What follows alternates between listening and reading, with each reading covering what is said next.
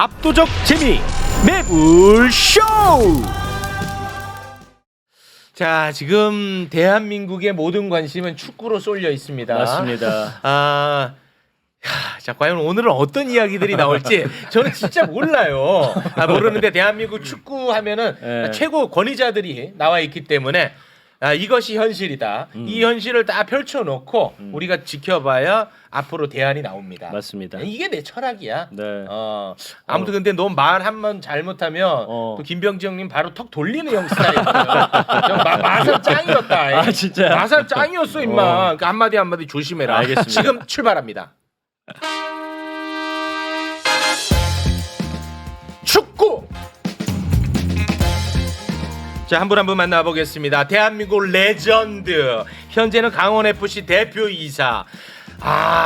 이분은 정말 슈퍼스타죠. 네. 김병지 형님 박수로 맞이합니다.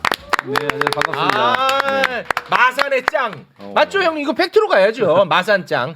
맞잖아요. 마산에서 학교 생활했습니다. 자, 마산 짱. 그럼 형님 성격 있잖아요. 성격. 맞잖아요. 뭐 필더비에서는 열심히 하고 있어요. 바로 그냥 턱 돌아간다. 말 한마디 한마디 잘못하면 날아가니까. 네. 형님 지금 축구에 대해서 어떻게 기분 상태는 뭐 그냥 좀 평온한 상태입니까? 아니면 뭔가 좀 짜증이 나 있는 상태입니까? 그래 거기에 따라서 이제 진행법이 바뀌거든요. 뭐 강원 팀적으로는 이제 준비하는 단계이고, 아니 국가대표팀. 국가대표는 정리가 되었잖아요. 그 정리에 대한 것들을 좀 심도 있게 심도 있게 검토할 필요가 있다. 오늘 굉장히 냉철하고 이성적으로 접근할 수 있겠군요. 전 늘 현실적이에요. 감정적 아닙니까?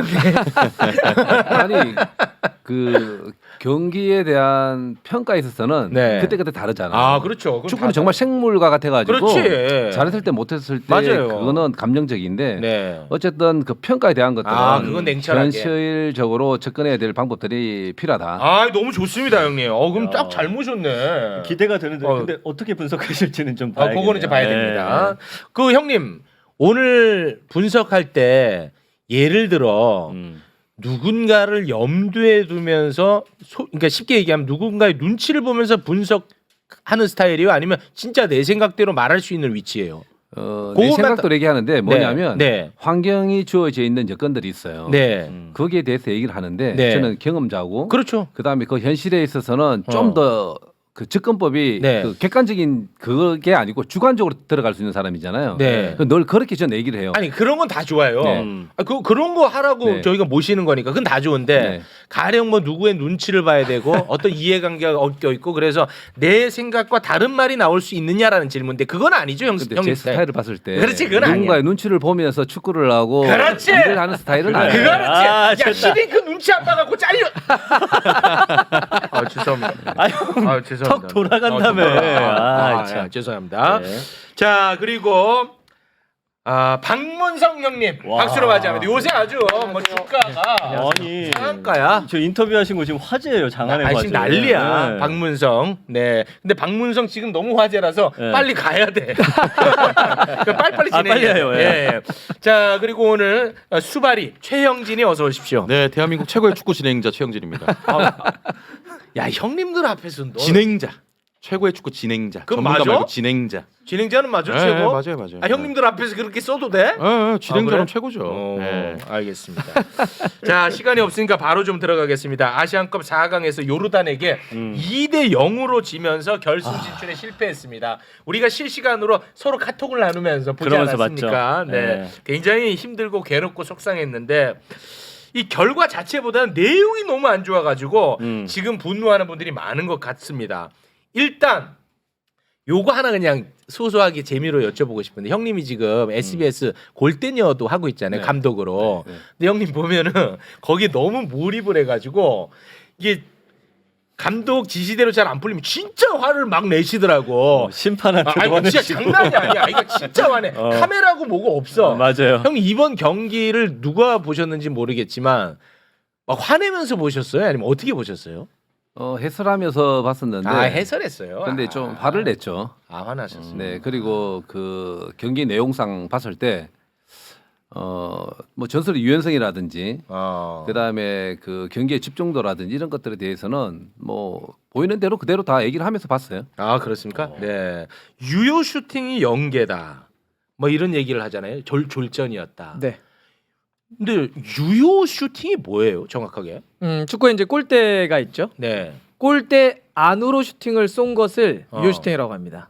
그러니까 예를 들면 골대를 맞고 나오거나 골대 바깥으로 나간 거는 유효 슈팅이 아니에요. 골포스 맞아도 안 되는 거예요. 그렇죠. 맞고 나가면 안 돼요. 근데 골포스트 맞는 게 더 아깝인데 그걸 유효로 안 쳐줘요? 안 쳐줘요. 그냥 그래요? 골대 안으로 향한 거. 그게 골이 됐건 아니면 골키퍼가 막았건 골대 안으로 슈팅을 차면 그걸 유효 슈팅이라고 얘기를 합니다. 근데 이번에 우리나라는 0개였습니까, 그게? 그게 이제 이렇게 통계를 잡기 시작한 때부터 하자면 아시안컵 본선 역사상 대한민국이 유효 슈팅을 하나도 기록하지 못한 건 이번이 최초고요. 아이고. 근데 그것도 손흥민, 이강인, 황희찬 같은 공격수를 두고도 골대 안으로 슈팅조차 때리지 못했다. 아주 처참한 경기력이었죠. 그러니까 클린스만 감독이 기록을 굉장히 많이 세웠어요. 유효슛 일단 0개가 네. 지금 말씀하신 것처럼 최초. 통계 최초고 네. 요르단 지금까지 6번 만났어요. 3승 3무였거든요. 첫 패배. 처음 졌지. 처음 진 거야? 처음 진 거야 요르단한테. 그러니까 쉽게 이기진 않았습니다만 와. 그동안 아시안컵에 나가서 요르단한테 유효슈팅 없이 졌다는 게 와. 굉장히 치욕스럽습니다. 진짜 치욕. 네. 치욕이야, 치욕. 그리고 지고 87위. 압수하면서 웃는 감독도 최초 야, 아니야? 그 감독 얘기는 이따 할 거야. 천천히 해. 너무 화가 나가지고. 와, 경기 끝나고 웃더라니까. 야, 김병지 형님은 어떤 입장인지 알았어. 모르잖아. 알았어. 가만히 하면서 있어. 천천히 근데 그건 가자. 진짜 아니, 계열받더라. 그러니까 알았어. 천천히 가자. 천천히. 최초 기록 얘기하다 그리고 보니까. 우리나라 네. 가기 전에 일단 천천히 오랜만에 이제 레전드 모셨으니까. 알겠습니다. 네. 흥분했네. 일단 요르단 얘기 잠깐만 해볼게요. 이거 짧게. 저 요르단이 축구하는 걸 기억을 잘 못해요. 했을지 봤을 수도 있는데 제가 이제 축구를 막 되게 집중해서 보는 사람이 아니니까. 근데 그 10번하고 11번이 너무 잘하는 거예요. 근데 원래 그렇게 월드 클래스예요? 아니면 우리가 대응을 못해서 그렇게 활약을 할 수 있는 겁니까? 그 10분의 그 선수는 이제 요르단에서 유일하게 이제 해외파이면서 이제 그 프랑스에 나가 있는데 네. 그 선수 가지고 있는 기량들은 상당히 좋더라고요. 형님도 이번에 보시고 안 거예요? 상당히 좋은 거예요. 진짜 잘하던데. 그리고 이제 요르단한테 이제 우리가 지금까지 전 적은 없는데 네. 그 중동에서는 늘 복병 팀들이 있어요. 그 중에 요르단 한 팀이었고 이라크, 쿠웨이트, 그 UAE 등등 해가지고 카타르까지도 이제 성장 가능한 팀이었는데 이번 아시안컵 통해서는 그 중동세가 성장을 참 많이 했다라는 모습들을 많이 보여줬어요. 그래요? 어쨌든 그 이번에 요르단이 이제 결승전 올라갔잖아요. 이 핵심의 두 선수의 그 플레이 자체가 그 우리가 알지 못했던 기량 이상의 모습들을 이번에 그 퍼포먼스가 보였어요. 그런 겁니까? 네. 우리가 뭐 상대적으로 잘 막지 못해서 퍼포먼스가 나온 게 아니고 기량이 많이 올라왔기 때문에 진짜 제대로 된 퍼포먼스가 나온 거라고 하셨는데 어떻게 잘하는 건 인정을 하는데 그건 인정. 그러면 알타말이나 나이마트 같은 선수들이 우리의 손흥민, 이강인, 황희찬보다 더 잘하는 선수냐? 그건 아니지. 그건 아니잖아요. 그건 아니죠. 일단 객관적으로는. 그러면 왜 당했지? 그것도 저는 예를 들어서 처음에 조별리그 만났을 때 두 선수에게 당했으면 몰랐다 이렇게 얘기할 수 있죠. 사실 우리가 이 두 선수를 평상시에 보는 선수들이 아니기 때문에 몽펠리에서 주전으로 뛴다고 하지만 사실 저희가 프랑스 리그의 몽펠리에를 계속 보지는 않거든요. 네. 그렇게 뛰어난 선수들이 아닌데 처음이야 모르고 당했다고 할 수 있겠지만 맞아. 4강 경기에서 리턴 매치예요. 이 선수들이 잘하는 걸 많이 봐왔죠. 네. 또 당했다라고 하는 점에서는 이것은 이 두 선수가 잘한 것도 맞지만 이 두 선수가 잘하는 걸 알면서도 막지 못했다. 즉 그에 대한 대비를 못했다고 대응을 봐야죠. 잘 못했다. 왜냐면 이강인이나 손흥민 선수한테 수비 막 3-4명씩 붙잖아요. 그렇죠. 맞아. 왜 이들에겐 그렇게 붙지 않았냐는 거죠. 그거예요, 바로. 네. 알겠습니다. 자 그러면 슬슬 출발합니다. 이제부터 뭐 마산 짱이고 뭐가 없습니다.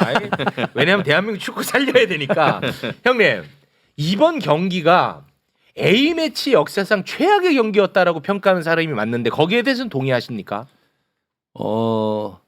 예전에 제가 아시안컵 나갔을 때 6대1을 진 적이 있거든요. 제 개인적으로는. 이란에 이란. 예. 형님 골키퍼였어요? 네, 그때 이후에 제가 볼 때 제일 충격이 자폭을 있는 충격이 컸던 경기는 맞아요. 그건 맞아요. 우리 아까 뭐 우리 방송에 들위원이 얘기했던 것처럼 맞아요. 리트 매치이기 때문에 준비를 잘했어야 되는데 이 전술의 유연성이나 거기에 대비를 상당히 잘 못했어요. 오. 그러면서 문제점이 많이 생겼었는데 예를 들자면 네.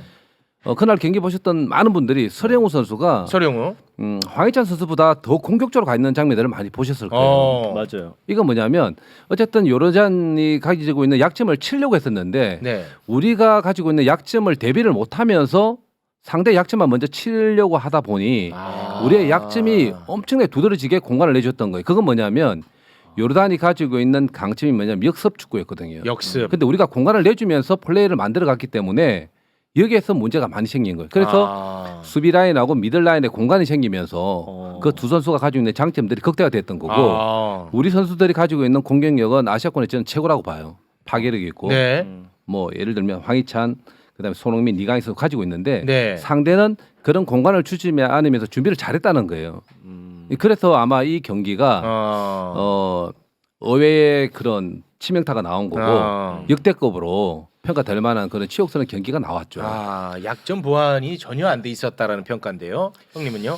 그러니까 우리가 이제 이번에 아시안컵을 보면서 클린스만 감독의 전술적인 문제를 얘기를 하잖아요. 네. 전술이 없어. 전술이 뭐야? 예. 뭐 이런 얘기를 하는데 네. 우리가 그러면 이제 구체적으로 전술의 변화를 어떻게 가져올 수 있지? 한번 얘기를 해볼까요? 그러면 세 가지가 있죠. 선발 라인업에 변화를 주는 게 있죠. 두 번째는 선발을 짜서 들어갔는데 상대가 저렇게 나오네. 난 투톱을 예상했는데 쓰리톱이네. 그러면 선발을 넣었던 선수들의 위치를 변화시킬 수 있죠. 그렇겠죠. 야, 너 서령우 그만 올라가.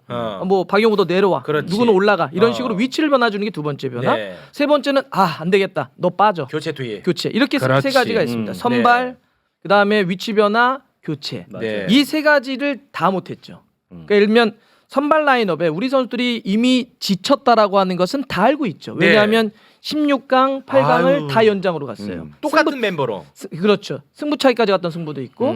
그러면 이날 보면 못 뛰잖아요, 선수들이. 예. 지쳤거든요. 그러면 선발에 약간 변화를 줘야 되는데 선발 변화 없었죠. 그다음에 포지션 변화 금방 우리 형님이 김병정 형님이 얘기하셨는데 예를 들어서 상대가 투톱으로 아까 되게 10번 11번이 잘해요. 너무 잘해. 근데 우리는 수비가 어떻겠죠? 김민재가 없는 상태에서 정승현과 김영건 두 선수가 센터백으로 있었죠. 네. 자, 공격에 2명, 투톱과 우리 센터백 2명, 2대2 동수 무조건 수비가 불리합니다. 그건 맞죠. 무조건 수비는 그래서 플러스 한 명이 있으면 좋죠. 네. 한 명이 열릴 경우 한 명이 커버해야 되니까 3대2 상황을 만들어야 돼요. 음. 그러면 예를 들어서 수명 미드필더 한 명 내린다든지 그렇지. 아니면 풀백을 김태환 선수를 가운데로 갖다 놓는다든지 이런 식으로 그 안에서 위치 전환을 할 수 있는데 안 했죠. 네. 세 번째 선수 교체도 박용우 선수가 전반전에 굉장히 많이 흔들렸습니다. 사실 그 정도면 교체를 빠른 타이밍에 해주는 게 맞아요. 내가 카톡으로 계속 빼라 맞아. 했지 너한테 내가. 왜 백패스하다 실수 많이 했거든요. 그래. 그렇죠. 그러니까 결국은 박용우 선수가 심리적인, 체력적인 여러 가지 상대 압박으로부터 시달리다가 패스 미스를 했고 거기서 실점을 하면서 사실상 경기는 끝나버렸습니다. 그러니까 즉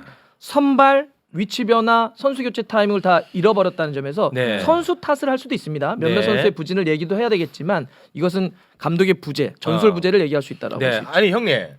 그 말한 것처럼 우리나라 선수들이 지칠 대로 지친 거는 사실이잖아요.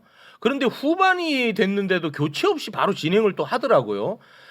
그거는 왜 그랬다고 보십니까? 이거 뭐 감독 개인적인 생각보다는 네. 전반전 마치게 되면 15분 시간이 주어지는데 네. 아마 끝나기 한 5분 10분 전부터는 어쨌든 후반전에 대한 준비들을 미리 걸어가면서 계획을 다 잡아요. 근데 벤치에서. 네, 그렇죠. 네. 이제 저희들도 해설을 하면서 봤을 때 박용우 선수의 흔들리는 걸 많이 봤었어요. 네. 그러면서 교체에 대한 것들 좀 빨리 가져갔으면 좋겠다라고 그렇죠. 생각하지만 네. 현장에 있는 사람들은 우리보다 고민을 훨씬 더 많이 해요. 뭐 그렇겠죠. 회복 훈련하면서 컨디션을 보고 네. 그다음에 그 이외의 시간들을 보면서 이제 체크를 하는데 네.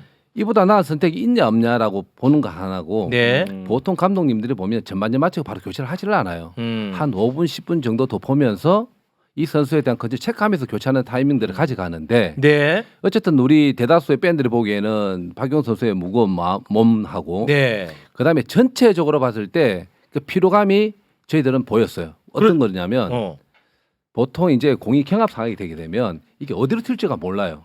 그럼에도 불구하고 선수들이 감이 있는데 이 감을 따라서 좀 더 반박자 빠르게 움직이는 게 있는데 이게 다 늦어요. 네. 그럼 세컨볼에 대한 지배력이 늦어지는데 이럴 때 보면 네. 그 판단력이 내지는 그렇지. 내지는 멘탈적으로 문제가 자, 있구나. 그럼 교체 싹 들어가야죠, 형님. 아니 말 돌리지 마시고 아니, 형님. 그런데 네. 이제 저도 해설을 하면서 박용우 선수에 대한 교체를 가져가면서 나는 오히려 조규성 도루면서 박용우 뺄 것 같다. 이건 남들이 생각하지 못하는 거죠. 왜냐하면 미드를 빼고 공격을 넣는다고 라고 하면서 하는데 저는 그걸 예상을 했었는데 그게 맞았어요. 어떻게 하냐. 그러면 미들라인 쪽이 특블란치로 들어올 선수가 있으니까 공격적 힘을 넣겠다. 왜? 1등 치고 있으니까. 네. 그럼에도 불구하고 안 먹혀들었던 거예요. 여러 가지 사안들이. 근데 저는 전체적으로 봤을 때 제일 문제점 뭐였냐. 서령우 카드가 계속 끝날 때까지 공격적으로 움직였던 그 뒷공간이 문제였다. 네. 그렇게 보여지는 거죠. 저는 이 대회를 좀 더 넓게 한번 펼쳐보죠. 네. 그러니까 우리 선수들이 실제로 굉장히 그 경기는 누가 보더라도 지쳐 있었습니다. 그러니까 그래서 라인이 더 많이 벌어지고 경합하지 못했던 상황들이 이어졌죠. 그 선수들이 요르단 선수들이 역습을 치는데 우리 선수들이 뛰어가질 못하고 뒤에서 그냥 계속 그냥 따라만 가는 수비를 밖에 못했거든요. 자, 그러면 체력적으로 왜 지쳤냐? 이걸 봐야 되는데 저는 사실 조별리그 3차전 경기에서도 로테이션을 돌리지 않았던 것. 이건 지금도 이해할 수가 없어요. 맞아. 제가 봤던 수많은 월드컵과 아시안컵에서 우리 이미 조별리그 통과가 확정됐다면 이렇게 우리는 우승을 목표로 하는 팀 아닙니까? 그렇죠. 그러면 16강, 8강, 4강 결승까지 갈 때는 토너먼트를 가는 순간 로테이션은 없어요. 돌릴 수가 없죠. 모든 게 다 단판 승부니까. 네. 그래서 조별리그 3차전은 우리가 확정지었기 때문에 거기서 한번 돌려줬어야 돼요. 그건 우리가 졌어도 실제 트리가 나쁘지도 않았어요. 그런데 거기서 풀 전력을 다 썼어요. 네. 그러면서 결국은 그게 손흥민 선수의 다리 칭칭칭칭 감았던 테이핑으로 나타났거든요. 저는 왜 조별리그 3차전 때도 그렇게 했는가? 전반적으로 그러면 크리스만 감독이 어떤 플랜이 이번 대회를 임하는 데 있어서 꼼꼼했나? 저는 그러지 못했다고 봅니다. 이게 또 축구 팬들이 화나는 지점 뭐냐면, 뭐야? 그러니까 박용우 선수 얘기를 하잖아요. 네. 그러니까 뭐 이제 현장에서 여러 가지 상황이 있겠지만 네. 박용우 선수는 축구 팬들이 압니다. 초반에 잘하면 그 기세가 좋은 선수예요. 초반부터 실수가 나오면 경기를 완전 그르치는 걸 멘탈이 우리 팬들은 다 알고 있어. 그러면 이 선수가 흔들린다 그러면 빠른 결단 내렸어야 되는데 축구 팬들은 아는데 그러면 왜 그렇게 우리는 다 그렇게 느끼는 거지. 선수들에 대한 관찰이 너무 없다. 이렇게 지금 받아들이는 거예요. 팬들이. 특성을 파악하지 못한 것 아니겠느냐. 그렇죠. 예, 예. 근데 그 정도 특성은 뭐 벤치에서 뭐 다 파악했을 것 같다는 생각은 드는데 그러니까 이게 상식적으로 납득이 안 가니까 더 계속 화가 올라오는 거거든요, 형님. 그러니까 어떤 전략을 썼는데 그게 안 먹힐 수는 있다고 다들 생각합니다. 근데 왜 그걸 하지 않았느냐? 이거는 조금 그러니까 이제 네. 그 결과론적으로 봤을 때는 이제 그런 우리가 얘기를 많이 하거든요. 근데 이제 박용호 선수의 실책이라든지 박용호 선수가 가지고 있는 장점이 사실은 요르단전에 대비할 수 있는 장점이 아닌 거예요. 우리도 바꿨으면 좋겠는데 어쨌든 감독이 그런 전술의 유연성에서 많이 떨어졌다라는 거는 저는 공감을 해요. 그 왜 그렇다고 보시는 거예요? 어떤 나름의 철학이 있었을까 아니면 게으름일까요? 뭘까요? 근데 이거는 네. 선수 교체는 감독이 마지막에는 이제 선택을 하는 거지만 맞습니다. 객관성을 담보하기 위해 가지고 옆에 있는 코치들이 계세요. 네. 그분들이 계속 얘기를 해줘요. 이제 그러면서 감독이 어떤 결정을 하는데 이 결정의 타이밍이 늦어졌다라는 거예요. 저는 교체 타이밍은 빠르면 빠를수록 좋다라고 하는 사람이 왜냐하면 전술은 우리가 같이 가면서 상대가 대비하는 거지 네. 왜 상대가 전술을 바꾸면 우리가 그게 대비하냐 이거예요. 그렇지. 그럼 그러니까 먼저 불리하지. 가져가는 게 좋다라는 거예요. 근데 어쨌든 대다수의 팬들이 얘기하는 것처럼 늦었다라는 거는 저도 공감을 합니다. 근데 빨리 가져가야 되는데 박용우 선수에 대한 신뢰가 어느 정도 좀 더 있었기 때문에 좀 더 지연되지 않았나라는 생각을 가지는 거죠. 그 판단 미스 정도로 보시는군요, 형님. 저 판단 미치죠. 전술의 유연성에서 늦어졌다. 두 번 그러면 실수가 아닌 거 아니에요? 왜냐면 2대0 질 때 또 공격수 투입해야 된다고 했는데 사실 그것도 늦었던 것 같고 80분에 했죠. 보통은 이제 그렇게 되면 공격수 숫자를 늘리는데 그러지 않고 그냥 황희찬 선수 빼고 그 자리 똑같은 선수로 집어넣는다는 게 과연 전술이냐. 두 번 실수가 아닙니다. 예. 몇 년째 이어지는 실수죠. 그럼 이건 실력이죠. 예를 들면 그 미국 대표팀 감독을 할 때 클린스만이 네. 나왔던 칼럼이 있어요. 미국의 스포츠 일러스트레이트에서 썼던 칼럼이 있는데 무슨 얘기를 하냐? 클린스만 감독은 전술적인 색깔이 뭔지 모르겠다. 미국 대표팀은 지금 방향을 잃고 있다. 무엇을 하려고 하는지 어디로 가려고 하는지를 모르겠고 선수들이 모든 개인의 능력을 끄집어서 하고 있다. 전술 코치가 없다고 한다면 이 팀은 무너질 것이다. 이런 칼럼을 써요. 지금 우리하고 똑같지 않습니까? 그러네요. 맞아요. 선수 교체 타이밍 뭐 전술적으로 상대를 읽고 그에 대한 분석 뭐 대응 이런 것들이 나오지 않았던 건 사실 이번 우리만의 문제가 아니라 네. 그 앞에 팀을 이끌었을 때 계속 나왔던 문제라는 거예요. 네. 이게 그냥 반복됐고 예견된 실패라는 거예요. 네. 아니 근데 무슨 뭐 전문가, 뭐 해설위원 그리고 형님 후배들 뭐 이천수 선수 등등 이런 선수들이 진짜 한 목소리로 하는 게 뭐냐면 클린스만의 축구가 뭔지 모르겠다. 나 그래 지는 것까지 좋다 이거야. 근데 뭘 하려고 하다가 졌냐. 난 그걸 모르겠다. 벤투 빌드업 축구 좋아. 나는 뭐 동의하든 안 하든 그거 다음 문제고. 형님은 클린스만의 축구를 뭐라고 보십니까? 뭐 전술적인 뚜렷한 뭐 정의가 없죠. 알았어요. 아니 근데 형님 클린스만 지금 까는 겁니다, 맞죠? 아니 그것보다는 뭘 네. 얘기하고 싶냐면 이제 이번 요르단전에 패하면서 문제가 커졌잖아요. 네. 그런데 아시안컵 이번 대회를 보면서도 실제적으로 처음부터 한번 되돌아보면 1승 4무 1패 90분 동안의 경기 결과가 90분까지 이 과정도 문제가 생길 수 있는 여지가 있었는데 사우디전에서 우리가 승부차기 이겼고 네, 맞습니다. 호주전에서 이제 손흥민 선수가 프리킥 참여해서 2대1 역전성을 거뒀었는데 네. 이 과정을 봤을 때 사우디와 호주전의 그 경기에 있어서는 그래도 집중력이 있으면서 뭐 비슷한 팀들끼리 경기 결과를 가져왔던 망정이지 그때 문제가 생겼으면 어떤 결정이 벌써 내려졌겠죠. 그런데 이게 요르단전까지 오면서 이제 요르단 지면서 더 크게 이제 보여지는 거예요. 근데 그 전부터 근데 똑같은 비판이 있었었죠. 과정이 있었던 거죠. 근데 예. 예를 들어서 요르단전에 또 어떻게 해서 또 이기고 마지막 결승이 어떻게 됐는지 모르겠지만 네. 그런 결과를 만들어내면 네. 스포츠는 아까도 얘기했지만 생물과 같아가지고 네. 결과에 대한 것들을 또 얘기를 해요. 그러면서 또 연장되는 거예요. 네. 이거는 전 세계 감독 다 마찬가지예요. 어떤 계기가 있어 성장하는 감독이 있고 네. 어떤 계기를 통해 가지고 문제가 생기는 감독이 있는데 네네. 지금 전 세계 축구 감독님들 다 그런 현상이 있다라는 거예요. 아니 근데 어찌됐든 클린스만 축구가 뭐냐? 네, 색깔이 없습니다. 색깔이 없어요? 네, 기본적으로 전술적이라고 얘기하면 그 아까도 얘기했지만 벤투 감독의 뭐 빌드업 축구 내지는 이제 클린스만 감독의 이제 축구에 대해서 얘기를 하는데 제가 볼 때는 축구 스타일은 저는 마음에 들어해요. 공격적이니까. 그런데 전체적으로 조직적인 문제에 있어 가지고 네. 안정적인 어떤 그런 플랜을 가져가면서 만들어주는 역할들은 부족하다. 부족해. 그러니까 이번에 보면 6경기에 10골 그다음에 17점을 했어요. 그러니까 10골을 넣고 10골을 이제 먹었는데 너무 많이 먹었어. 생각보다 많이 먹었죠. 네. 근데 이 골을 먹었을 때 그 과정들을 보면 조금 이해하기 힘든 장면에서 실점이 많이 나왔고 거기에 대한 대비를 계속 못 해왔던 거죠. 네. 그 한국의 약점들을 계속 보여오면서 네. 거기에 대한 처방을 못 내렸다 전 보입니다. 네. 이게 근데 비슷한 얘기인데 약간 형님이 이렇게 명확하게 말씀을 안 해주시는 부분이 좀 아니 있는 뭐 것 같아. 지금 얘기하시는 비슷한 것도 얘기야. 동의합니다. 예, 동의합니다. 그러니까 예를 들면 그러니까 벤투 감독의 빌드업 축구에 대해서는 이런 논쟁이 있었죠.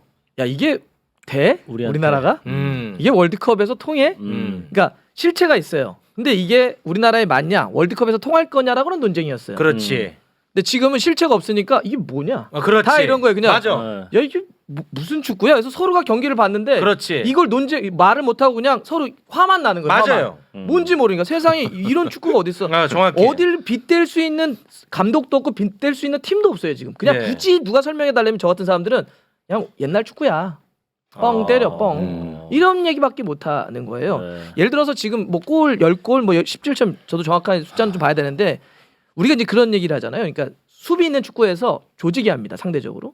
공격은 개인이 한다고 얘기하는데 어쨌든 우리가 골을 그 많이 넣는데 전술에 의한 그러니까 즉 약속돼 있는 패턴으로 딱딱딱딱 골 이런 게 제 기억에는 하나 정도 있습니다. 나머지는 다 개인이 개인 능력을 기량으로. 극대화시켜요. 맞아요. 손흥민이 돌파해서 PK, 네. 손흥민이 환상적인 프리킥, 아니면 김민재가 확 찔러줬는데 그거 갖고 그냥 슈팅 이런 거지 뭔가 뒤에서부터 조직적으로 만드는 거 없고요. 실점은 왜 이렇게 많느냐? 실점은 물론 개개인들 탓할 수 있지만 특히 수비는 무조건 기본적으로 조직이에요. 맞아요. 라인을 만들어야 되고 골키퍼와 수비와 앞쪽 미들필더까지 다 모든 게 한 덩어리로 움직여야 되는데 그런 게 조직이 되지 않으니까 결과적으로 실점이 많았죠. 그러니까 조직이 만들어지지 않았다는 얘기는 그거에 대한 약속 즉 수비 전술에 대한 게 약했다고 봐야 돼요. 전체적으로 전술이 너무 부족하다. 자, 전술이 없어. 네. 그래서 이제 나온 게 동기부여식 감독 아니냐. 그래서 김미경식 감독이다. 뭐 이런 얘기를 제가 했는데, 근데 이 말도 맞지 않은 것 같아. 왜냐? 우리가 지고 있으면 이거 이천수 발언입니다. 이천수가 거기서 너무 화를 내는 거야. 뭐냐? 지고 있고 잘 안 풀리면 감독이 일어나가지고 야 붙어 야 할 수 있어 임마 뛰어 야 이씨 이로 해줘야 돼. 이게 동기부여식이잖아. 이것도 하지 않고 편안하게 1등석에서 관람한다 이거야. 스마일 축구야, 스마일 축구. 형님 열정은 또 김병재니까 형님 이거는 사실 좀 태도에 대한 부분이거든요. 이거 어떻게 보십니까? 얘기 뭐 나와서 지시할 거는 해줘야 되겠죠. 네. 이제 그런 모습들 뭐 보고 야 그렇게 디테일까지 얘기하면 한도 것도 없을 텐데 사실 그렇게 얘기한다고 해서 이천수가 한 거예요. 근데 그거 들리지도 않아요. 보이지도 않아요. 아니 이천수가 한 근데 거예요. 그거는 어디에서 잡냐? 예.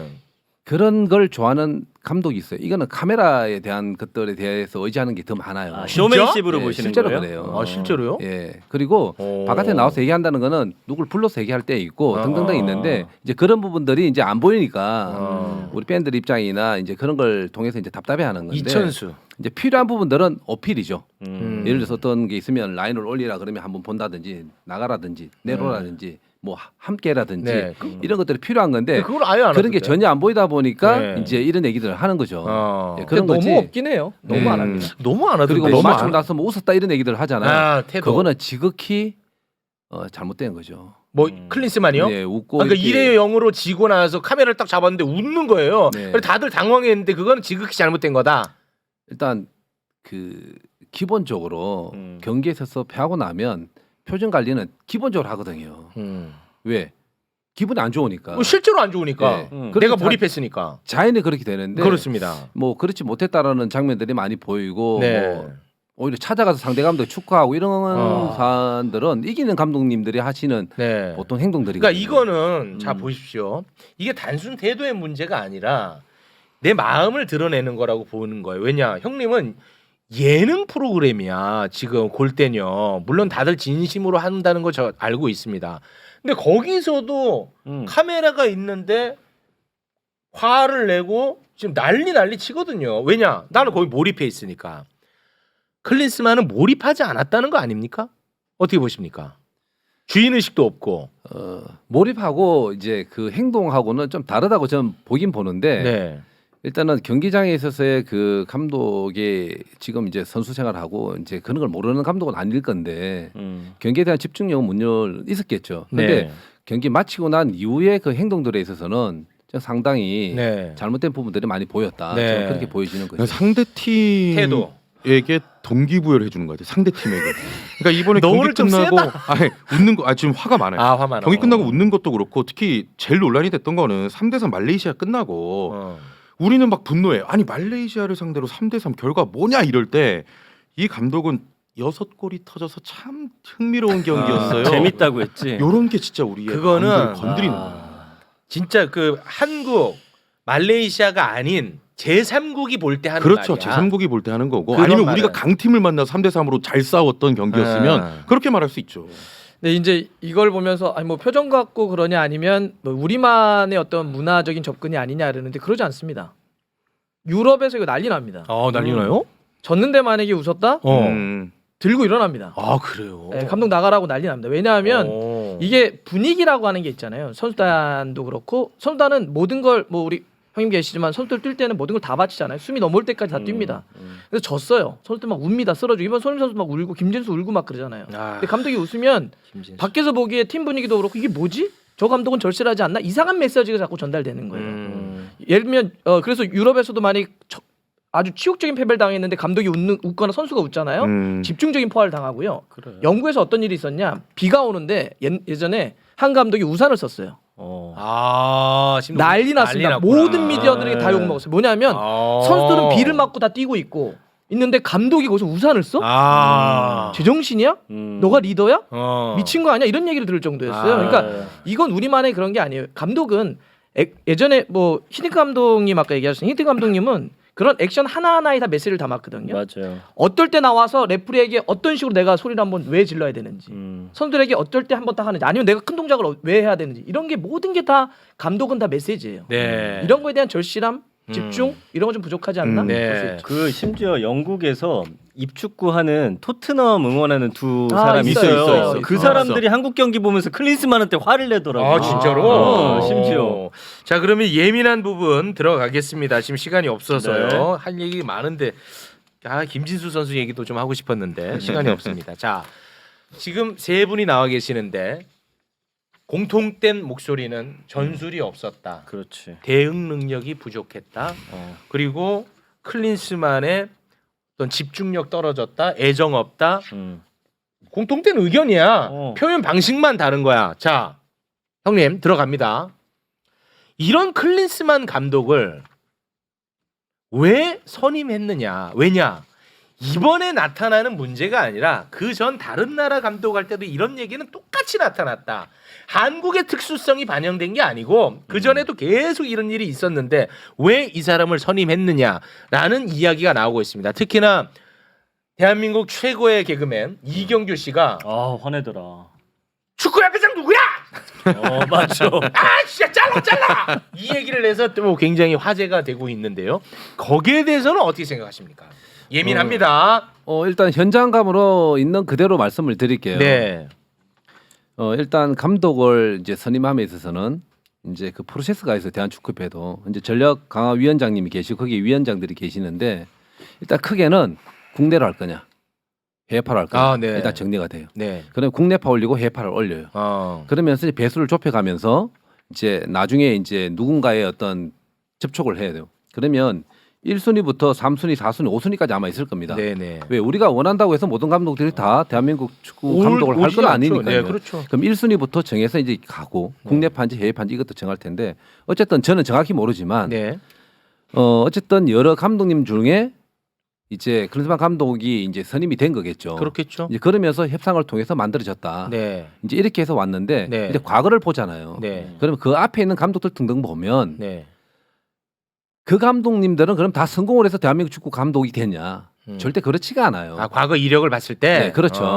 앞으로 어떻게 우리 축구에 대한 그 기여를 할 플랜을 것이냐. 그렇죠. 다 면접을 통해서 본인이 가지고 있는 생각들하고 다 검토를 하는 거죠. 일단 그렇게 해서 선임을 된 겁니다. 근데 과정은 그랬고 지금 결과는 지금 모르는 거잖아요. 네. 이제 그렇게 해서 선발이 되는 겁니다. 네. 아니 근데 형님 갑자기 제가 축구협회 가갖고 저 진짜 대한민국 결승에 아니 우승 시킬 수 있을 것 같다. 나야 그냥 최욱이야. 그러면 이게 미래 비전이 있다고 뽑지는 않을 거 아니겠습니까? 네. 왜냐? 이 사람이 걸어온 길이 축구 길이 없어. 그러니까 안 뽑는 거야.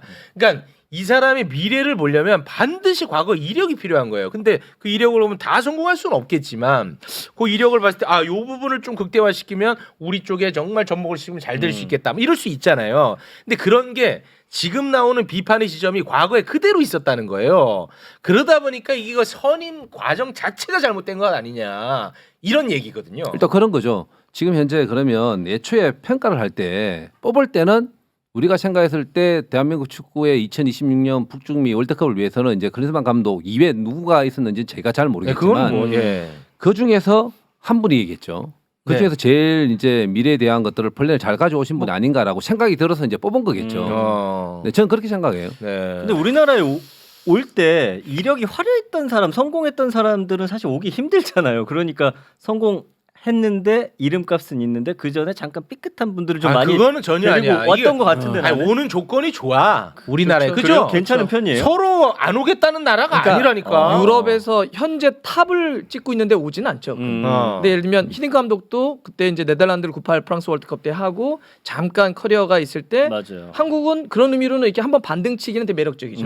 왜냐하면 무조건 월드컵에 나갈 수 있는 팀이에요. 그렇지. 아시아에서는 탑이에요. 그럼 내가 월드컵에서 만약에 16강 정도 이상을 해낸다면 더 다시 좋은 커리어가 곳으로. 올라가죠. 그렇지. 그래서 히딩크 감독이 다시 유럽으로 가잖아요. 이런 식으로 그래서 우리는 되게 매력적인 유럽에 있는 지도자들이 보기에는 그런 의미로는 있죠. 그리고 그 손흥민은 있잖아. 이강인이 있잖아. 그렇죠. 황희찬 있으니까. 그래서 서로 안 오려고 하는데 그나마도 클린스만 이 말은 안 맞는 말이지.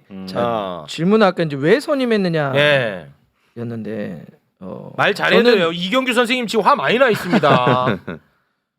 저는 과정은 불투명했고 내용은 납득이 가지 않는다 이렇게 와, 생각합니다. 세다. 그러니까 당연히 뭐 과정이야 선임위원회에서 그런 거쳤겠죠. 근데 매우 저는 형식적이었다 봅니다. 예를 들어서 우리가 이제 그 전에 위원회를 책임졌던 분이 나가면서 현재 지금 뭐 마이클 뮬러라고 하는 분이 그 자리에 계셨는데 이분이 실질적인 권한이 얼마나 있었는지 잘 모르겠어요. 실제 이분은 감독을 선임하고 한국 대표팀에 뭔가를 끌어갈 수 있는 플랜을 짤 수 있는 사람이 아닙니다. 독일 분인데 원래는 유소년 부분을 좀 어린 선수들을 키우는 걸 육성해 달라고 해서 데려온 분이죠. 근데 그때 빈자리가 나오면서 이분을 올렸었거든요. 근데 제가 알기로는 이분이 이렇게 한국 대표팀에 무엇인가 앞으로 쭉 비전을 제시하고 끌어갈 수 있는 정도의 역량이 있는 분이 아닙니다. 그래서 이때 그 과정 자체가 저는 이제 이런 과정이죠. 물론 그 선임위원회에서 논의해서 뽑았다 이렇게 얘기할 수도 있겠지만 사실 네. 그 전에 뭐가 있었어야 되냐면 자 우리는 벤투 감독을 데리고 카타르 월드컵에서 빌드업이라고 하는 축구를 통해서 16강을 갔다. 네. 그러면 우리는 다음 월드컵엔 여기서 한 단계를 더 올리겠다. 국제적인 어떤 경쟁력을 끌어올리기 위해서는 여기서 이러한 게 더 필요하다. 이런 비전을 세우겠다. 이렇게 더 우리는 한 발짝 더 나아가겠다라고 하는 계획을 제시하고 네. 공유한 상태에서 그러니 이 감독이 오면 좋다. 그렇지. 이게 과정이에요. 네. 이게 과정이죠. 이런 과정이 우리가 공유가 됐나요? 제 기억이 맞다면 벤투 감독하고 재계약을 하지 않으면서 네. 다음 스텝으로 가기 위해서 우리는 축구협회가 제시했던 어떤 비전이 있나요? 저는 기사를 검색하거나 제가 최소한 들었던 거에 그런 비전은 없어요. 자, 그러면 위원회가 단독으로 했다는 얘기인데 내부적으로 그 위원회에서 얼마나 심도 있게 논의했고 그 올라갔던 사람들 중에 최선이 클린스만이었을까? 저는 그렇게 생각하지 않습니다. 왜냐하면 내용이 납득이 되지 않으니까요. 내용은 이런 거죠. 저희가 계속 와서 말씀드렸지만 클린스만 감독은 이미 국제 무대에서 검증이 끝난 사람입니다. 예. 그래서 최근 3년 동안 누구도 감독으로 불러주지 않았어요. 똑같은 문제가 한국 축구 1년에 반복됐고요. 선임 과정에서 클린스만 이름이 나왔을 때 수많은 사람들이 주위에서 우려했던 것. 큰일 난다. 정말 머지않아서 큰 사달이 날 수 있다. 한국 축구에. 그대로 이어진 거거든요. 네. 이런 내용이 납득이 가잖아요. 즉 그래서 정리하면 과정도 불투명했고 내용도 납득이 되지 않았는데 이거는 클린스만 감독이 그럼 선임 자체가 문제가 있었던 거고 클린스만 감독을 선임한 축구협회가 책임을 져야 되는 것이 아니냐. 저는 이렇게 생각을 합니다. 벤투는 더 계약하기를 원했나 보군요. 벤투. 이제 그때도 이제 돌아가 보면 현실적으로 이제 제가 그때 있는 상황은 그때 제가 대한축구 부회장에 있었으니까 부회장이었어요 네, 그때? 네. 그때 아, 당시에는 그건 잘하시겠네요. 벤투 감독님 재계약이 앞서서 가지고 한 6개월 정도 전에 저희들이 이제 얘기를 해줘야 돼요. 왜냐하면 감독님도 이제 미래가 있는 거니까 맞습니다. 계획을 잡아야 되니까. 그때 당시 국내 정서는 사실 분위기가 많이 안 좋았었어요. 어떤 거냐? 네. 지금까지 보여줬던 이 빌드업 축구로서 우리 월드컵에 가서 성공을 할 수 있을까 물음표였단 말이에요. 맞습니다. 그래서 대한축구협회 어떤 계획을 잡냐 저한테 여쭤봤을 때 저는 있는 그대로 얘기했어. 현재 뭐 우리나라뿐만 아니라 전 세계 축구 다 마찬가지입니다. 자, 새로운 계약을 이제 하게 되면 자, 대한민국 축구 4년 플랜을 가져가는데 그러면 아시안컵 내지는 아시안 최종 예선까지 본단 말이에요. 그러면 2년 플러스 2년을 봐요. 네. 종합적으로 4년 계약을 보더라도 그 중간에 일어날 수 있는 불상사가 생기면 계약 해지 조건이 들어갑니다. 계약 기간 4년일지라도. 네. 자, 그러면 벤투 감독에 대한 재계약을 하게 되면 자, 내년에 이제 월드컵 끝나고 나면 재계약을 하게 되면 제시를 할 거잖아요. 그렇죠. 그럼 대한축구 4년 미리 통으로 다 못 준단 말이에요. 그러면 2년에 대한 것과 4년에 대한 계획을 주면서 드렸는데 분명히 안 받으실 거다. 안 받았어요? 아, 안 받았어요? 자, 그러면서 월드컵 끝나고 그러면 계약을 하자라고 했을 때 저는 계약 안 될 겁니다라고 했어요. 왜?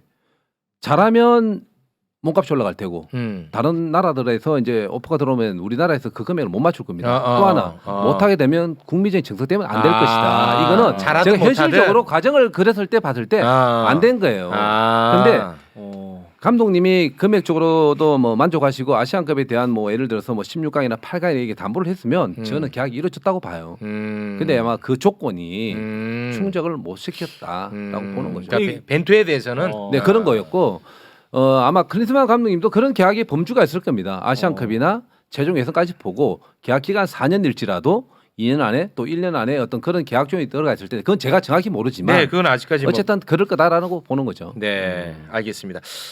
아, 지금 약간 좀 과열됐으니까 네. 그냥 조금 좋은 얘기도 하나 좀 해보고 싶어갖고 분위기 전환 그래요? 차원에서 갑자기? 대한민국 레전드 오셨으니까 네. 그 골키퍼 조현우 네. 우리 형님의 또 후배 아닙니까? 너무 잘하는 거 아닙니까? 형님보다 솔직히 잘하는 거. 잘하죠. 네. 아니 어때요? 조현우 와 나는 이번에 아무튼 진짜 돋보였던 것 같아. 조현우 선수가 가진 장점은 위기 관리 능력. 위기 관리. 일단 선방 능력. 그리고 리그에서는 시즌을 보면 한 15점 정도는 세이브를 시켜주는 골키퍼예요. 그래서 3등 할 수 있는 팀이 1등 가는 거예요. 그리고 9등 하는 팀이 6등 갈 수 있고 강등 되는 팀들이 한 7, 8회까지 끌어올릴 수 있는 네. 그런 능력이 있는 골키퍼죠. 아 최고입니까 대한민국? 대한민국 최고죠. 아 대한민국 최고. 야 진짜 잘하더라 그지? 잘했어요. 조현우. 아니 근데 사실 그런 상황이 안 나와야 되는데 다 뚫리다 보니까 선방이 분위기 지금 아니 그렇게 나왔다. 아니, 잘했다는데. 지금 분위기 지금 너무 과열되었고 임마 지금 난린데 지금. 알겠습니다. 예. 이제 그 미래에 대한 이야기 하면서 마무리 짓겠습니다. 일단 미래에 대한 이야기 앞서 약간 좀 다른 결의 이야기인데 형 요거 하나 좀 제 건의드리고 싶은 게 있는데 이번에 그 정말 처참하게 지고 나서 경기장에서 손흥민 선수가 인터뷰를 했잖아요. 근데 말을 못 하잖아. 고개 숙이고 죄송하다고 사과만 계속 하는데 어우 난 진짜 너무 힘들더라고. 패하고 나면 인터뷰 안 하면 안 됩니까? 패하고 나서는 나는 이거는 진짜 너무 가혹한 폭력 같았어요. 요건 좀 다른 결의 이야기인데 그거 어땠습니까? 패하면 인터뷰 하지 맙시다 형님. 대한축구협회 근데 좀 이게 건의. 지금 규칙에 들어가 있지 않아요? 네, 방송국과 피파가 이런 데가 다 이제 해놓죠. 아니 근데 매뉴얼로. 패하면 하지 말자고요. 아니 손흥민 선수 그럼 거기 고개 숙이고 지금 말도 못해. 죄송하다는 말밖에. 근데 현장에서는 네. 어떤 생각을 가지냐면 이제 팬들이 이겼을 때나 졌을 때 다 팬이거든요. 아, 근데 그건 이제 맞죠. 그때의 마음들을 이제 들어보고 싶어 그래요? 하고 네. 그다음에 뭐 예를 들면 사인 같은 것도 해주냐 마냐 졌을 네. 때는 안 해줘야 되는데 이제 그걸 요청할 때는 이 팬들에게 해줘야 되는 게 또 알겠습니다. 맞아요. 이제 네. 그런 차원으로 생각하시면 될 것 같아요. 아 근데 나는 그거 어차피 답이 정해져 있는 것 같아. 선수가 뭐 네. 누굴 댓글에서 댓글에서 체육이 네가 뭘 한다고 깝치냐고 그 나오고 너 죽인다고 그러냐. 넌 좀 보아가면서 해라. 난형 욕 먹는 게 좋다고 했잖아. 그러니까. 예 알겠습니다. 요거는 뭐, 알겠습니다. 뭐 그런 게 있나 보군요. 근데 손흥민 선수가 이제 경기장 밖에 나와서 인터뷰한 게 또 굉장히 화제가 되고 있지 않습니까? 네. 앞으로 대표팀을 계속 할 수 있을지 생각해봐야 될 것 같다. 물론 이제 그 뒤에 따라붙는 말이 감독이 나를 선택 안 할 수도 있다. 뭐 이렇게 해서 해석이 좀 분분하긴 한데 요거는 어떻게 보셨습니까? 저 이야기를 은퇴를 시사했다라고 보는 건 좀 너무 앞서서 해석하는 것 은퇴 같고요. 시사는 아니고. 그러니까 이제 대회가 끝났기 때문에 성적이 안 좋기 때문에 이제 고민을 얘기하는 거고 내가 아무리 잘해도 국대 감독이 날 뽑아줘야 제가 하는 거죠 정도로 해석하시면 될 것 같은데 그래요? 네. 그런데 이제 손흥민 선수의 그동안 인터뷰의 워딩을 보면 굉장히 잘하죠. 네. 그리고 굉장히 신중합니다. 네. 그래서 그 지난번 예를 들면 나라를 위해 뛰는데 핑계는 없다 이런 이야기를 참 잘하죠. 근데 저렇게 해석될 수 있는 은퇴를 해석할 수 있는 거를 말을 던졌단 말이에요. 그 이야기는 뭐냐면 어쨌든 손흥민 선수도 머릿속에 있다. 그 고민이 있다는 거죠. 아. 뭐 당장 뭐 은퇴를 선하고 이러진 않겠지만 네. 이제 은퇴라고 하는 것들을 머릿속에 고민하고 있구나. 그건 아마도 그 책임감의 발로가 아닌가 싶어요. 본인이 주장인데 우승 못했다. 그럼이 워낙 강한 그러니까 이제 선수죠. 뭐 네. 다음 대회가 아시안컵 같은 경우는 2027인데 그러면 3년 뒤잖아요. 그리고 월드컵도 2년 뒤면 이제 손흥민 선수가 30대 중반이 돼요. 네. 개인적인 고뇌가 있을 수 있고 BBC 같은 경우는 또 이런 분석도 하더라고요. 그러니까 대한민국 대표팀의 방향성에 좀 불만을 간접적으로 표현한 거 아니냐. 뭐 이런 좀 불만의 표현 방법이다 이런 얘기도 합니다. 근데 좀 양가적 감정 들더라고. 솔직히 손흥민 선수 영국에서 오래 뛰는 거 보고 싶으면 은퇴 시켜주고 싶기도 해요. 축구 팬으로서. 아니 솔직히. 그치 국대 은퇴를. 예전에 박지성 네. 선수도 막 무릎 연골 다 나가고 그렇죠, 하니까 그렇죠. 이게 참 힘들어요. 예. 지금 요즘 많이 바뀌었죠. 이제 그 국가대표들이 바라는 이제 협회의 어떤 행정이나 여러 가지 많이 사안들. 달라졌어요. 제가 깜짝 놀랐어요. 2022년 카타르 월드컵 갔을 때 이제 국가대표 선수 예전에는 이제 대한축구협회에서 다 이제 운영 체계에서 행정적으로 다 컵을 다 했었는데 요즘은 이제 국가대표 선수들이 개인적인 어떤 관리나 이런 것들을 다 받아요. 이제 그러면서 이제 국가대표 팀에서 운영하는 체계도 어떻게 되느냐?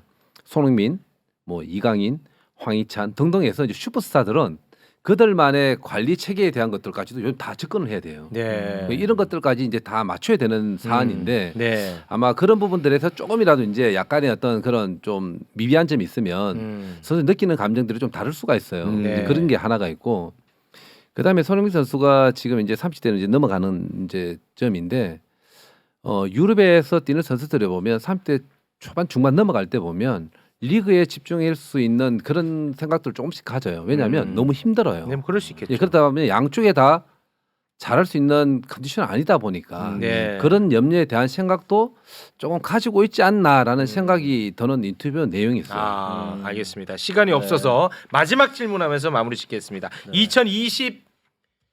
2026년 북중미 월드컵 앞두고 있기 때문에 앞으로 클린스만의 거치 문제가 굉장히 중요합니다. 이경규 선생님께서는 축구협회장 잘라! 이렇게 얘기를 했는데요. 클린스만의 거치 간단하게 한마디씩 들으면서 마무리 짓겠습니다. 어떻게 해야 된다고 보십니까? 뭐 제가 형님은 말씀하시고 가세요. 뭐 왜냐면 시간 뭐 다음 괜찮습니다. 스케줄이 있으니까. 네. 전 경질해야 된다고 생각합니다. 와. 네, 오늘 밤에 이제 한국에 도착을 할 텐데 축구협회와 논의를 하겠죠. 우리의 1년도 그랬고 그 전에도 그랬고 클린스만 감독은 한 번도 지도자 커리어에서 성공했다라고 하는 평가를 받아본 감독이 아니에요. 네. 그랬으면 앞으로도 성공하지 못할 겁니다. 저는 왜 이 계약을 성사했는지 지금도 납득이 잘 안 돼요. 그러니까 이게 얼마나 불안전하냐면 클린스만 감독에게 한국 국가대표팀은 마치 파트타임 잡이었어요. 아 진짜예요. 근데 그거. 수많은 일을 하잖아요. 수많은 일을 합니다. 와. 영국으로 전지훈련을 갔는데 거기서 런던에 있는 행사에 나 갔다 올게? 이게 상상이 안 되죠. 그런 게 너무 화가 나 나는. 실제로 한국 대표팀이 있는 1년 동안 미국, 유럽, 한국 여기 중에 가장 오래 머물렀던 곳이 어디냐? 한국. 아닙니다. 미국 아니야? 미국입니다. 왜? 미국은 왜? 집이 있어요. 아 집에 갈 때야. 차라리 유럽에라도 오래 있었으면 유럽에서 뛰는 우리 선수들을 관찰하러 다녔다라는 명분이라도 있죠. 아 손흥민 봐서 뭐 할래? 그때 김민재 선수 데리고 훈련한 다음에 바로 바이에른 뮌헨 가서 김민재 보겠다고 이야기를 했잖아요. 정말 이해할 수 없는 이야기인데. 자, 그런데 이게 클린스만 감독만 그렇게 파트타임 잡이었냐? 아니에요. 수석 코치라고 있습니다. 코치진이 쭉 있죠. 네. 헤어초크라고 하는 분이 이제 수석 코치입니다.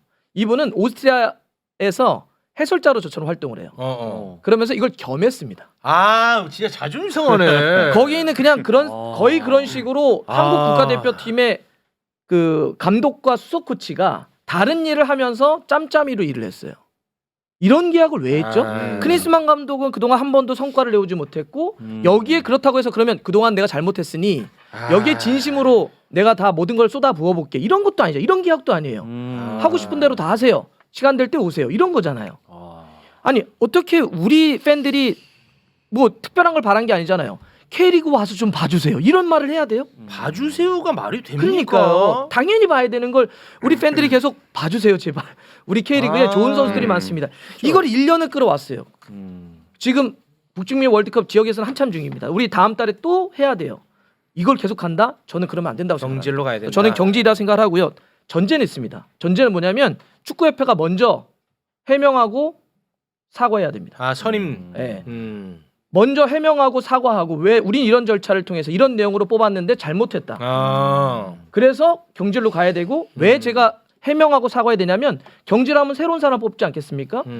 축구협회가 책임지지 않거나 해명하지 않거나 사과하지 않으면 다른 사람으로 그냥 대체될 뿐이에요. 또 그 문제가 생길 때 감독에게만 희생양 만들어서 흔들어서 던져버리겠죠. 이 문제는 우리가 잘못했습니다. 이 감독을 선임한 건 우리가 짧았습니다. 그래서 앞으로는 우리가 잘못했던 것들을 채워서 이렇게 반성하면서 가겠습니다. 그러기 위해서 경질 전에 축구협회는 사과하고 해명해야 됩니다. 근데 형님은 이 축구계에 있는 분인데 그런 발언해도 괜찮아요? 그 생각을 안 해봤네. 그래서 자기 유튜브만 엄청 해. 어차피 다 끊겨가지고. 다 끊겼어. 자생을 하는 거예요. 다 그래서. 그래. 자, 대한민국 레전드 김병지 형님. 형님은 대한민국 레전드, 대한민국 국가대표, 대한민국의 영웅입니다, 형님. 저를 좀 봐주세요. 진짜로. 지금... 형님은 진짜 남다른 존재라는 그 무게감은 잊어서는 안 되는데. 자, 보십시오. 축구로 형님 사랑받았고, 그리고 우리는 형님을 영웅으로 생각하고 있습니다. 그런데 대한민국 축구 국가대표 감독으로 온 사람이 마치 투잡인 것처럼 이렇게 하는 거에 대해서 저는 진짜 분노하고 자존심 상합니다. 대한민국 레전드 김병지 형님. 이럴 때 진짜 한마디 해주십시오. 일단 여러 가지 상황을 봤을 때 네. 처음부터 지금까지 봤을 때 고려하지 못했던 것들이 참 많죠. 우리 정서사에서 안 되는 일들이 정말 많아요. 아까 얘기했지만 해외파들 물론 볼만한 선수들 있지만 김민재, 황희찬, 손흥민 선수 볼 필요 없어요. 뭐 합니까? 국내파에서 이제 우리가 성장 가능한 그렇죠. 미래 대비해서의 선수들을 봐야 되는 게 맞고요. 정확합니다, 형님. 그렇지. 네. 그리고 이게 경질이냐 가야 되냐 이거는 정말 심각하게 고민해야 될 것들이 많아요. 네. 그냥 경질이다라고 했을 때 대안이 뭐냐? 이 대안을 찾아야 되는데 네. 그게 대한 것들도 고민을 해야 되는 사안들이 따르는 거고 네. 이게 돈하고도 또 위약금 문제. 네. 이게 그 금액을 지우서서 우리가 앞으로 뭔가 성공을 확실히 보장한다라는 전제 조건을 따르면 해야죠 당연히. 네. 근데 이 문제도 고민해야 될 사안들이 따른다. 그다음에 차선책에 대한 것들도 또 고민을 해서 먼저 그려놓고 경질부터 하고 난 다음에 차선책을 찾는다 이거 안 되는 거. 왜 3월달 당장 게임이 있으니까. 네. 물론 그것 때문에 경질을 해야 되는 걸 미룬다 이것도 아니지만 네네. 아니, 현실적으로 뭐 맞는 말씀인데 어쨌든 고려해야 될 것들을 여러 가지 사안들을 다 검토를 하고 네. 경질을 하게 되면 네. 감독하고 협의를 통해서 뭔가를 이끌어내야 된다. 네. 당장 경질해서 돈을 물어준다. 아니 그게 아니라 네네. 경질을 하더라도 서로 간에 합의점을 찾고 네. 정리가 돼야 되고 네. 왜 이게 잘못되면요 우리나라 감독을 못 구해요. 앞으로 더 꼬일 안 수가 합니다. 있어. 왜 오겠어요? 뭐 그럴 수 있죠. 네. 여론 때문에 너무 맞는 또 본인이 말씀이에요. 실수한 건 많은데도 불구하고 이렇게 됐다라고 생각이 들 때는 맞아. 차선책에 대한 거 이거는 맞는 말이야. 납득이 맞잖아. 좀 되네. 현실적으로 네. 형님이 네. 맞는 말씀이야, 진짜. 그런데 형님, 대한민국 축구 형님으로서 이거 지금 투잡 이 행태에 대해서는 형님 말로 한번 좀 욕 한번 시원하게 해주세요. 이 계약이 왜 이렇게 성립됐는지 저도 아니야, 이해를 계약 못해요. 말고 클린스만 태도에 대해서 한마디 해달라는 거예요. 클린스만 형님 그거 그렇게 하면 안 됩니다. 한마디 해달라는 거예요. 당연히 안 되죠. 네. 아니 저도 깜짝 놀란 게요. 놀랬죠? K리그가 시작되고 있는데 저봐. 미국이나 영국이나 출장을 가면서 K리그에 대한 것들을 파악을 하지 않는다는 그렇지. 게 국가대표 감독으로서의 어떤 자세라든지 이런 것들은 아유. 정서적으로 절대 하면 안 된다. 그렇지. 이거는 대한민국뿐만이 아니라 전 상식적이지 세계 않죠. 어느 팀으로 가더라도 다 그러니까요. 마찬가지예요. 그렇지. 우리가 앞으로 해야 될 상대 팀에 대한 분석이라든지 또 우리가 지역에 있는 아시아권에 대한 어떤 그런 네. 대비라든지 이런 것들은 철두철미하게 네. 감독이 다 챙겨야 되는 게 맞아요. 맞습니다. 이거는 네. 기본 자질의 문제입니다. 소양의 문제고. 근데 형님이 또 현실적인 부분을 또 말씀해 주시니까 뭐 경질의 여론이 높긴 하지만 또 앞으로 또 선임하는데 어려움이 또 있을 수 있다. 전적으로 뭐 동감을 네. 하면서 약간만 좀 보충을 하자면 클린스만 감독을 저희가 중간에 경질한다고 해서 저기는 감독 쉽게 자르네 이렇게 반응할 나라 없습니다. 결과가 나왔기 때문에 없어요. 그러니까 그래. 이미 이미 클린스만 클린스만 감독이 네.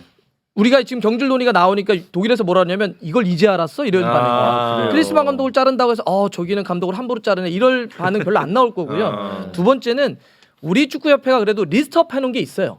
있어. 그동안 논의하거나 그런 과정에서 감독들 리스트업 해놓은 게 있고 네. 또 아까도 했지만 한국 대표팀 만약에 뽑는다 그러면 이력서 많이 들어옵니다. 네, 알겠습니다. 네. 야, 큰일 났다. 시간 너무 많이 지났고 저 형님 지금 KBS 생방 늦었어. 아니 갈 수 네. 있습니다. 갈 수 있습니다. 자, 오늘 함께 해주신 세 분 너무 고맙고요. 우리 최영진 씨가 말을 많이 못해서 좀 그러네요. 뭐 오늘 뭐 예. 레전드 오셨으니까. 레전드 네. 같잖아. 네, 그럼요. 아무튼 레전드 형님, 한국 대한민국 축구 발전을 위해서 더욱더 신경 많이 써주시기 바라겠습니다. 그거는 우리 의심 안 해도 되죠, 형님에 대해서. 그럼요. 그러니까 네, 그거는 의심 안 해도 돼. 네. 강원 화이팅. 알겠습니다. 함께해 주신 세 분 진심으로 고맙습니다. 감사합니다. 고맙습니다.